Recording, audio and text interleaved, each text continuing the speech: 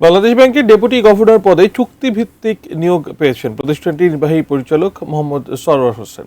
মঙ্গলবার অর্থ মন্ত্রণালয়ের আর্থিক প্রতিষ্ঠান বিভাগ থেকে এ সংক্রান্ত প্রজ্ঞাপন জারি করা হয়।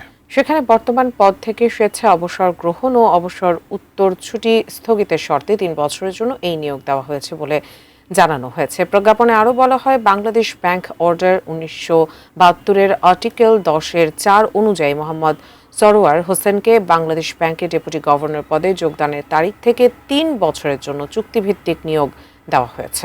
নিয়োগের অন্যান্য শর্ত চুক্তিপত্রের মাধ্যমে নির্ধারণ করা হবে। বাংলাদেশ ব্যাংকের 4 ডেপুটি গভর্নরের মধ্যে দুরুন নাহারের মেয়াদ শেষ হচ্ছে 1 জুলাই। তার স্থলাভিষিক্ত হলেন ডেপুটি গভর্নর মোহাম্মদ সরওয়ার হোসেন।